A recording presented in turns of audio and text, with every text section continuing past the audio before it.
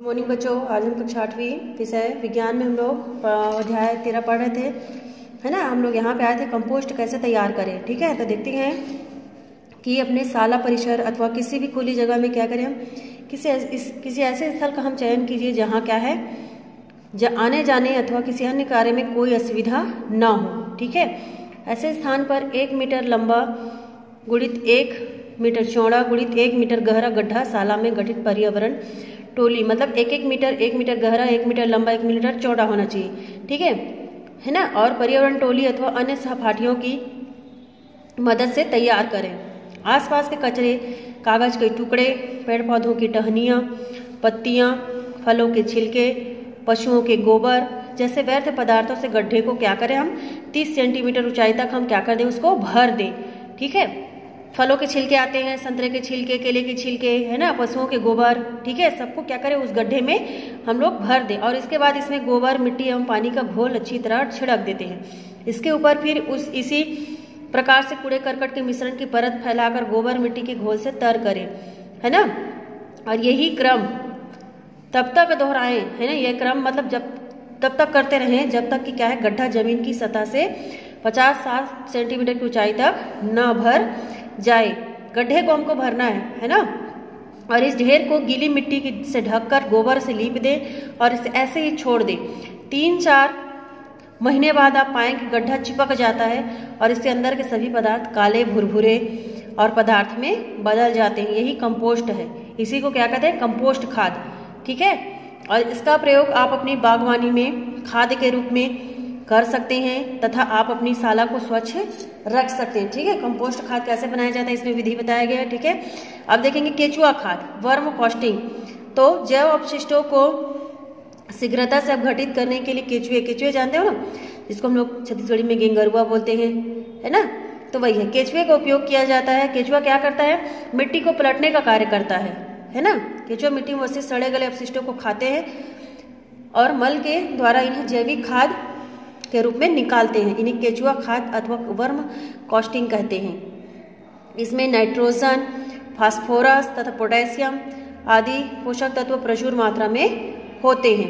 केचुए गंदगी का निवारण कर पर्यावरण को स्वच्छ रखता है, साथ ही जैविक खाद भी उपलब्ध कराता है ना। इस तरह यह पर्यावरण एवं कृषि मित्र के रूप में उपयोगी है। ठीक है, केचुआ क्या है, किसान का मित्र होता है। अब देखेंगे हम चौथा उर्वरक। तो भूमि में कुछ विशेष पोषक तत्व जैसे नाइट्रोजन, फास्फोरस या पोटेशियम की पूर्ति हेतु क्या करते हैं, किसान रासायनिक पदार्थों का उपयोग करते हैं। इन्हें हम क्या कहते हैं, उर्वरक कहते हैं। ठीक है, पहला इसमें दिया नाइट्रोजन। उर्वरक के कई प्रकार हैं, तो इसमें पहला है नाइट्रोजनी उर्वरक। तो ये पौधों को नाइट्रोजन तत्व की पूर्ति करते हैं। और यूरिया जानते हो, इसमें छिड़काव किया जाता है खेतों में, है ना। अमोनियम सल्फेट, अमोनियम नाइट्रेट आदि प्रमुख नाइट्रोजनी उर्वरक है। ये पत्तियों वाली फसलें जैसे पत्ता गोभी, पालक आदि के लिए आवश्यक होता है। इनके उपयोग से पौधों में तेजी से वृद्धि होती है ना। इनका छिड़काव करने से क्या करता है, वो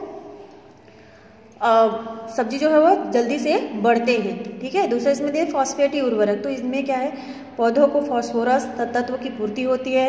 इनके उपयोग से जुड़े जड़ें तथा तने क्या होते हैं, मजबूत होते हैं फॉस्फेटी उर्वरक से, है ना। और यह दलहन के लिए, मतलब दाल के लिए आवश्यक होता है। और कैल्शियम सुपर फॉस्फेट इस वर्ग की क्या है, उर्वरक है। चौथा इसमें दिए पोटेशियम उर्वरक। तो ये पौधों को पोटेशियम तत्व की पूर्ति करने वाले उर्वरक हैं। ये कंद वाली फसलों के लिए लाभदायक होते हैं, है ना। पोटेशियम सल्फेट, पोटेशियम क्लोराइड प्रमुख पोटेशियम उर्वरक है। फसलों में खाद एवं उर्वरक देने के लिए विभिन्न विधियां अपनाई जाती है, जैसे खेतों में बिखेर कर पौधों के चारों और बने कुंड में डालकर उर्वरकों को पानी में घोलकर छिड़काव यंत्र द्वारा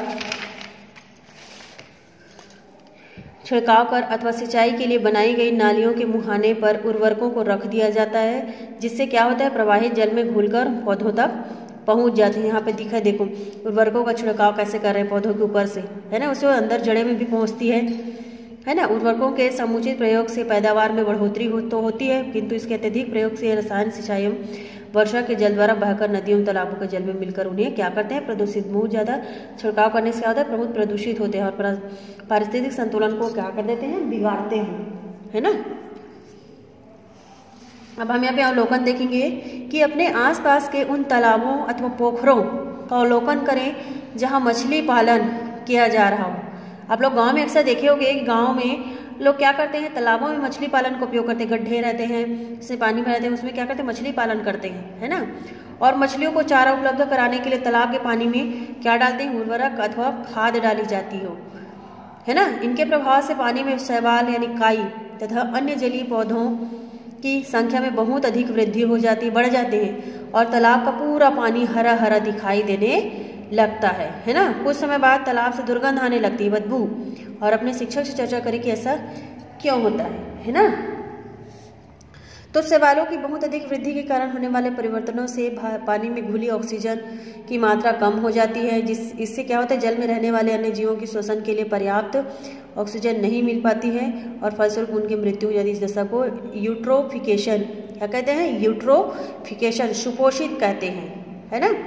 कुछ ऐसे सूक्ष्म जीव होते हैं जो क्या करते हैं, वायुमंडलीय नाइट्रोजन का यौगिकीकरण कर भूमि की उर्वरता को बढ़ाते हैं। क्या आप इनके नाम तथा रहने के स्थानों के बारे में पता कर सकते हैं। धान की खड़ी फसल में किसान जब पानी भर कर रख देता है, याद रखना कि धान की खड़ी फसल में किसान जब पानी भर कर रख देता है तो उसमें हरी हरी काई बहुत अधिक मात्रा में उत्पन्न हो जाती है।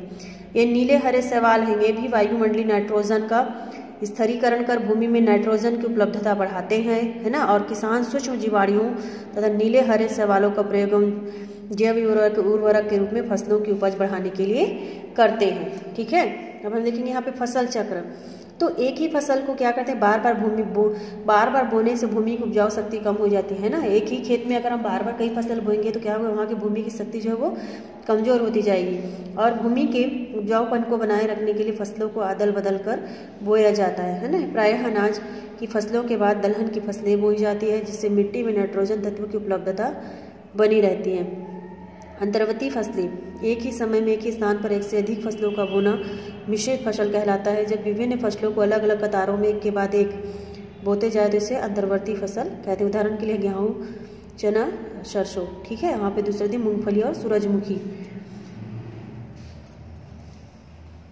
अब हम यहाँ पे देखेंगे सिंचाई। तो फसलों के लिए निश्चित अंतराल के बाद जल आपूर्ति की आवश्यकता होती है ना। पौधों को कृत्रिम रूप से पानी की आपूर्ति करने की विधि को हम सिंचाई कहते हैं, है ना। सिंचाई से प्राप्त जल द्वारा पौधे खनिज लवण को अवशोषण, प्रकाश संश्लेषण तथा अन्य जैविक क्रियाएं संपन्न करते हैं।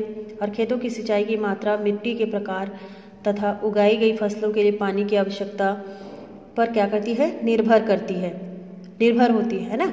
और खरीफ की फसलों को पानी की अधिक आवश्यकता होती है।